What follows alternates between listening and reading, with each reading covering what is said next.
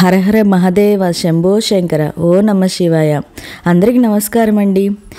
శివోహం అంటూ భక్తజనకోటి శివనామస్వరంలో ఊగిపోయే సమయం ఆసన్నమైంది. మనకి రేపే మహాశివరాత్రి. ప్రతి సంవత్సరం మాఘ బహుళ చతుర్థి రోజు వచ్చే మహాశివరాత్రి శివునికి అత్యంత ప్రీతికరమైనదండి. సృష్టి స్థితి లయల్లో లయకారుడు శివుడు. అలాగని ఆయన శక్తికి పరిమితం లేదు. శివుడు ఆజ్ఞ లేనిదే చీమైన కుట్టదని సామెత అయితే ఉంది కదండి. అలా శివుడు సర్వశక్తి సంపన్నుడే లింగాకారంలో ఆవిర్భవించిన రోజును మహాశివరాత్రి అంటారు. ఇదే రోజు శివుడు పార్వతీదేవి వివాహం జరిగిందని కూడా అంటారండి. ఈ రోజున చాలామంది ఉపవాసము జాగరణ చేస్తారు. ఇలా చేయడం ఆనవాయితీగా వస్తుంది. రోజంతా ఏం తినకుండా రాత్రి కూడా నిద్రపోకుండా భక్తులు శివుడిని కొలుస్తారు. అయితే ఈ రోజున శివుణ్ణి ఎలా కొలవాలి, ఎలా పూజించాలి, పాటించవలసిన నియమాలేంటి అనే విషయాలు నేను ఈ వీడియోలో తెలియజేస్తానండి. ప్రతి ఒక్కరిని కాపాడే ఆ పరమాత్ముడిని ఎంతో భక్తితో పూజించాలి. శివుడు అభిషేక ప్రియుడు. ఉపవాసం జాగరణలను ఎంతగానో ఇష్టపడతాడు. నిత్యం మంచు కొండల్లో ఉండే ఆ పరమాత్మునికి అభిషేకం అని చేస్తే, నీటితో అభిషేకం చేస్తే చాలా మంచిదండి. మహాశివరాత్రి రోజున ఆయనకు అభిషేకం చేసి బ్రహ్మచర్యం పాటించాలి. నేలపై పడుకోవాలి. సాత్వికాహారం తీసుకోవాలి. ఒక్కపూట భోజనం. శారీరక మానసికంగా శుద్ధిగా ఉండాలండి. కోపతాపాలు, ఇతరులను నిందించడం వంటివి చేయకూడదు. ఈ రోజున ఎవరైతే పూజ చేయాలో మహాశివరాత్రి ఈ రోజున ఉదయాన్నే నిద్రలేచి తలంటు స్నానం ఆచరించి ఇంటిని, పూజ గదిని అంతా శుభ్రం చేసుకొని మనం పూజ అయితే చేసుకోవాలండి. ఈ పూజ అనేది మనం పూజా మందిరంలో చేసుకోవచ్చు, లేదా సపరేట్గా పీఠం ఏర్పాటు చేసేది చేసుకోవచ్చు అండి. నేను ఇక్కడ సపరేట్గా పీఠం ఏర్పాటు చేసుకొని ఈ పూజ అయితే చేసుకుంటున్నాను అండి. మనం ఎక్కడైతే పూజ చేసుకుంటున్నామో అక్కడ అష్టదళ పద్మ ముగ్గు వేసుకొని ఒక పీట పైన ఒక తెల్లని వస్త్రాన్ని పరిచి 3 గుప్పిల బియ్యం అనేది వేసుకొని స్వామివారి చిత్రపటం అయితే పెట్టుకోవాలండి. ఆ చిత్రపటం చక్కగా పూలతో అలంకరణ అనేది చేసుకోవాలి. ఇంకా ఈ శివరాత్రి రోజున మనం ఉదయం పూజ చేసుకొని స్వామివారికి నమస్కారం అనేది చేసుకొని మనం సాయంత్రం దాకా ఉపవాసం ఉండొచ్చండి. కొంతమంది ఏంటంటే తర్వాత రోజు దాకా ఉపవాసం ఉండి నైట్ అంతా జాగరణ చేసి నైట్ అభిషేకాలు అనేది చేస్తారు. ఎందుకంటే లింగోద్భవ సమయం నైట్ 12 గంటలు కాబట్టి అప్పటి నుండి మనకి శివునికి అభిషేకాలు నిర్వహించి నైట్ అంతా జాగరణ ఉండి తెల్లవారుజామున మళ్ళీ స్నానం ఆచరించి పూజ నిర్వహించి ఉపవాస విరమణ అనేది విరమిస్తారండి. ఇంకా ఈ రోజున శివరాత్రి రోజున ఉదయం మనం ఇలా ఏర్పాటు చేసుకొని పూజ అయితే చేసుకోవాలి. మనం ముందుగా ఆదిదేవుడు గణపతికి పూజ చేసుకోవాలి. మనం చేసే పనిలో ఎటువంటి ఆటంకాలు ఉండకూడని గణపతికి పూజ చేసుకొని, నేను ఇక్కడ పసుపుతో గణపతిని అయితే చేసుకొని గణపతికి పూజ చేసుకున్నాను. గణపతికి ధూపం, దీపం, నైవేద్యం సమర్పించాలి. నైవేద్యంగా బెల్లాన్ని సమర్పించాలండి. తర్వాత మనం శివరాత్రి పూజ అయితే చేసుకోవాలి. మీ దగ్గర లింగం ఉంటే శివరాత్రి రోజున ఆ లింగం కూడా పూజలో పెట్టుకొని మన అభిషేకాలు అయితే ఈరోజు నిర్వహిస్తే చాలా మంచిదండి. ఆ స్వామివారికి రుద్రాభిషేకం అనేది నిర్వహిస్తారు ఈ రోజు చాలామంది. చాలా మంచిది రుద్రాభిషేకం అనేది నిర్వహిస్తే. ఇంకా ఈ రోజున అఖండ దీపం అనేది పెట్టుకుంటారండి చాలామంది. అఖండ దీపం పెట్టుకొని మనం నైట్ పూజ అయ్యేదాకా అఖండ దీపం అనేది అలాగే ఉంచుతారు. ఈరోజు ఉదయం అఖండ దీపం పెట్టుకొని నైట్ పూజ జాగరణం అంతా అయ్యేదాకా అఖండ దీపం అయితే వెలుగుతూ ఉంటుందండి. ఈరోజు స్వామి పంచాక్షరి మంత్రమైన ఓం నమః శివాయ అంటూ పారాయణం చేస్తూనే ఉండాలి. ఆ స్వామివారిని తలుచుకుంటూనే ఉండాలండి. ఈ రోజున చాలా మంచిది ఆ స్వామివారికి పూజ అనేది చేసుకుంటే. నేను ఇక్కడ నా దగ్గర శివలింగం లేకపోతే నేను పిండితో శివలింగం అయితే చేసుకున్నా అండి. ఇంకా మీ దగ్గర అన్నంతో శివలింగం చేసుకోవచ్చండి. ఈరోజు అన్నంతో శివలింగం చేసుకొని పూజలో పెట్టుకుంటే మనకి అన్నపానీయాలకి లోటు ఉండదని అంటారు. అన్నంతో మనం శివలింగం అయితే చేసుకోవచ్చండి. ఇంకా ఈ రోజున నేను స్వామివారికి ఎంతో ఇష్టమైనటువంటి కొబ్బరికాయ దీపం అయితే ఈరోజు వెలిగించుకుంటున్నాను అండి పూజలో. ఈ ఉదయం మనం ఇలా పూజ అయితే చేసుకోవచ్చు.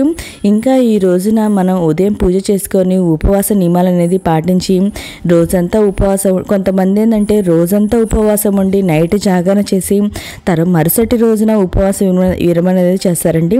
మరికొంతమంది ఎలాగంటే సాయంత్రం దాకా అంటే శివుని లింగోద్భవ సమయం దాకా ఉపవాసం ఉండి తర్వాత శివునికి అభిషేకం చేసుకున్న తర్వాత ఉపవాస విరమణ చేస్తారు.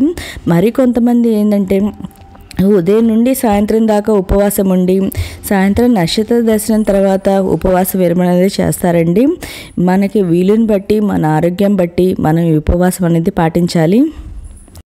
ఇంకా నేను ఈ నారికెల దీపం కోసం ఒక ప్లేట్ తీసుకొని ఆ ప్లేట్ పైన స్వస్తిక్ అనే గుర్తు వేసి గంధం కుంకుమ బొట్లు అయితే పెట్టుకొని దానిపైన 3 గుప్పెల బియ్యం అనేది వేసుకోవాలండి. వేసుకొని మనం ఒక కొబ్బరికాయనైతే తీసుకోవాలి. అది 3 కన్నులు ఉంటాయి కదండి, ఆ కొబ్బరి చిప్పని మనం దీపంగా వెలిగించుకోవాలి. ఇంకో కొబ్బరి చిప్పనేమో నైవేద్యంగా సమర్పించాలి స్వామివారికి. నేను ఇక్కడ స్వామివారికి కొబ్బరి చిప్ప అయితే తీసుకొని దానికి గంధం కుంకుమ బొట్లు అయితే పెట్టుకొని నువ్వుల నూనెతో కానీ ఆవు నెయ్యితో కానీ ఈ దీపం అయితే వెలిగించుకోవాలి. నేను ఇక్కడ నువ్వుల నూనెతో ఈ దీపం అయితే వెలిగించుకుంటున్నాను అండి. 2 ఒత్తులు కలిపి ఒక ఒత్తిగా చేసుకొని అలా 3 ఒత్తులు అయితే పెట్టుకొని మనం ఈ దీపం అయితే వెలిగించుకోవాలి. ఇలా కొబ్బరికాయ దీపం వెలిగిస్తే శివానుగ్రహం సంపూర్ణంగా లభిస్తుందండి. ఇంకా ధనపరమైన ఇబ్బందులు తొలగిపోతాయి, కోరికలు త్వరగా నెరవేరుతాయండి. ఇలా కొబ్బరి చిప్ప దీపం వెలిగించుకొని నేను పిండి దీపాలు కూడా వెలిగించుకున్నాను అండి. ఇక్కడ 2 పిండి దీపాలు అయితే పెట్టుకొని ఈ దీపాలు అయితే అన్నీ వెలిగించుకున్నాను. అగరబత్తితో కానీ ఏకాహారతితో కానీ మనం ఈ దీపాలు అయితే వెలిగించుకోవాలండి. ఇంకా ఈ శివరాత్రి రోజున జాగరణ చేసి ఆ శివనామ స్మరణ చేసి ఆ పరమశివుని కథలు అనేది వింటా ఉండాలండి నైట్ వేళ.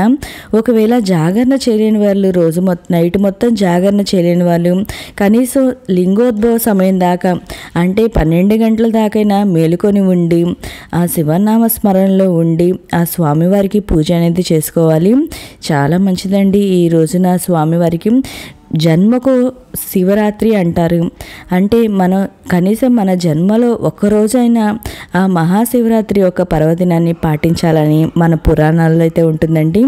నేను ఇలా దీపాలన్నీ వెలిగించుకున్న తర్వాత బిల్వపత్రాలతో ఆ శివుని పంచాక్షరి మంత్రాన్ని చదువుకుంటా ఓ నమశివాయ అనుకుంటా బిల్వపత్రాలని సమర్పిస్తా ఈ పూజ అయితే చేసుకున్నా అండి. పూజ అంతా అయిపోయిన తర్వాత చివరిగా మనం స్వామివారికి ప్రసాదం అనేది సమర్పించి నారికేళాన్ని సమర్పించి కర్పూర హారతి అనేది ఇవ్వాలి. ఈ విధంగా మనం ఉదయం వేళల్లో పూజ చేసుకోవచ్చు, ఇంకా మధ్యాహ్నం సాయంత్రం వేళల్లో పూజ చేసుకోవచ్చు, ఇంకా లింగోద్భవ సమయంలో పూజ చేసుకోవచ్చు అండి.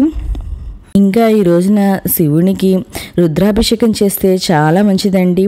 ఈ లింగోద్భవ సమయంలో 4 జాములు అనేవి ఉంటాయండి.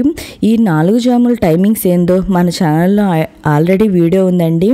ఆ టైమింగ్స్ ప్రకారం 4 జాముల్లో జాగరణ చేస్తూ ఆ స్వామివారికి పంచామృతాలతో అభిషేకం అనేది నిర్వహిస్తే చాలా మంచిదండి.